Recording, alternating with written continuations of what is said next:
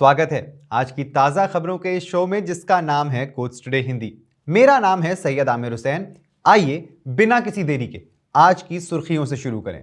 UPSC cheating मामले में पूर्व आईएएस अधिकारी पूजा खेडकर के खिलाफ जांच पूरी करें। सुप्रीम कोर्ट ने दिल्ली पुलिस से कहा। सिविल जजेस रिक्रूटमेंट मामले में गुजरात और कर्नाटक हाई कोर्ट्स ने न्यूनतम प्रैक्टिस शर्त पर सुप्रीम कोर्ट के फैसले की प्रतीक्षा में चयन प्रक्रिया स्थगित की।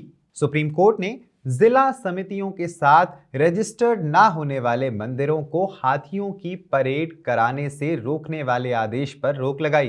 क्या लोकपाल हाई कोर्ट के जज के खिलाफ शिकायत पर विचार कर सकते हैं? सुप्रीम कोर्ट 15 अप्रैल को सुनवाई करेगा।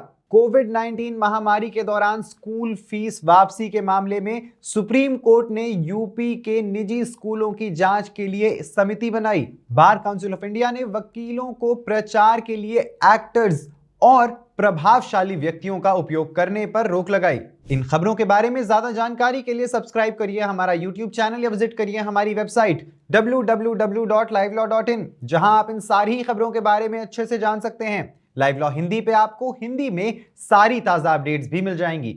अगर आपको यह वीडियो पसंद आया है तो इसे लाइक करिए और कमेंट करिए अपने व्यूज।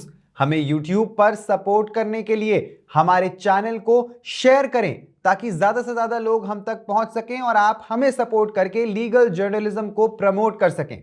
चलिए अब आगे बढ़ते हैं आज की खबरों की ओर। आज की पहली खबर में संघ लोक सेवा आयोग यानी यूपीएससी सिविल सेवा परीक्षा में फर्जी ओबीसी और पीडब्ल्यूडी प्रमाण पत्र प्रस्तुत करने की आरोपी पूर्व आईएएस प्रोबेशनरी अधिकारी पूजा खेडकर को दी गई अंतरिम सुरक्षा को बढ़ाते हुए न्यायालय ने मौखिक रूप से पूछा कि दिल्ली पुलिस जांच पूरी क्यों नहीं कर रही है, जबकि खेडकर ने स्वयं हलफनामे में कहा है कि वो सहयोग करने को तैयार हैं।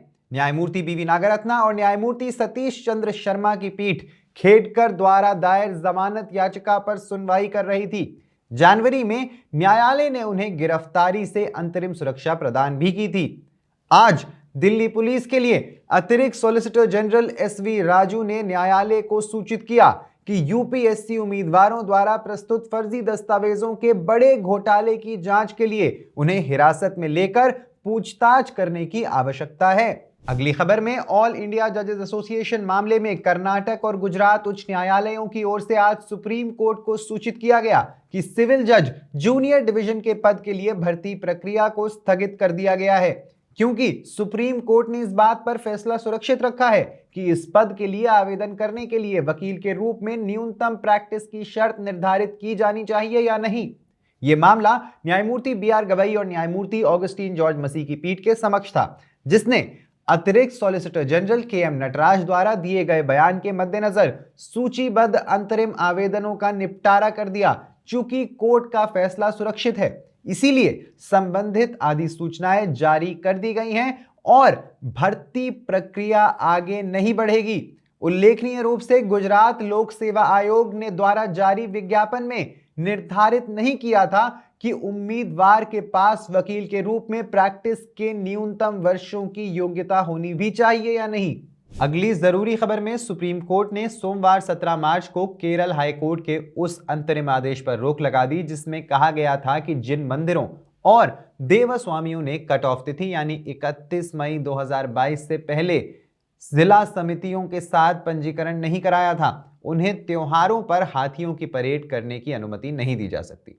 न्यायमूर्ति बीवी नागरत्ना और न्यायमूर्ति सतीश चंद्र शर्मा की पीठ ने 13 जनवरी को पारित उच्च न्यायालय के आदेश को चुनौती देने वाली एक संस्था विश्व गज सेवा समिति द्वारा दायर याचिका पर नोटिस जारी करते हुए स्थगन आदेश पारित किया।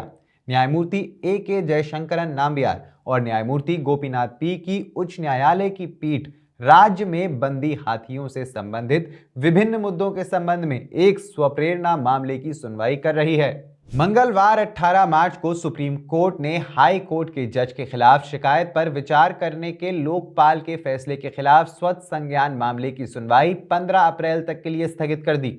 न्यायमूर्ति बीआर गवई, न्यायमूर्ति सूर्यकांत और न्यायमूर्ति अभय एस ओक की विशेष पीठ ने आज वरिष्ठ अधिवक्ता रंजीत कुमार को शिकायतकर्ता के दृष्टिकोण से न्यायालय की सहायता करने के लिए नियुक्त किया, जिन्होंने लोकपाल के समक्ष न्यायाधीश के खिलाफ शिकायत दर्ज की थी। भारत के सॉलिसिटर जनरल तुषार मेहता, वरिष्ठ अधिवक्ता कपिल सिब्बल और BH मार्लपल्ले लोकपाल के अधिकार क्षेत्र के खिलाफ दलीलें पेश कर रहे हैं। पीठ ने कहा कि निष्पक्ष न्यायाधिकरण के लिए उसे वैकल्पिक दृष्टिकोण की भी आवश्यकता होगी। कल्पना कीजिए कि आपको उन सेवाओं के लिए भुगतान करना पड़े जो आपको कभी मिली ही नहीं। ये वही चीज है जिसके खिलाफ उत्तर प्रदेश में स्कूली छात्रों के माता पिता लड़ रहे हैं। सुप्रीम कोर्ट ने अब इस मामले में दखल दिया है। निजी स्कूलों की वित्तीय स्थिति का आकलन करने के लिए दो सदस्यीय समिति का गठन किया गया है, जिन्हें कोविड-19 महामारी के दौरान एकत्र की गई फीस का 15% वापस करने का आदेश दिया गया था। इलाहाबाद उच्च न्यायालय ने फैसला सुनाया था कि चूंकि 2020 से 21 में स्कूल बंद रहे, इसीलिए बिना सुविधाएं दिए पूरी फीस वसूलना मुनाफाखोरी के बराबर है। हालांकि निजी स्कूलों ने तर्क दिया कि उन्हें भी नुकसान हुआ, कर्मचारियों के वेतन में कटौती हुई और उन्हें वित्तीय संघर्ष का सामना करना पड़ा। न्यायमूर्ति सेवानिवृत्त GP मित्तल और चार्टेड अकाउंटेंट आदिश मेहरा के नेतृत्व में नवगठित समिति अब प्रत्येक स्कूल के खातों की जांच करेगी ताकि उनकी वित्तीय स्थिति का पता लगाया जा सके। बार काउंसिल ऑफ इंडिया ने अधिवक्ताओं द्वारा अनैतिक कानूनी विज्ञापन और भ्रामक सोशल मीडिया प्रचार के खिलाफ सख्त चेतावनी जारी की है।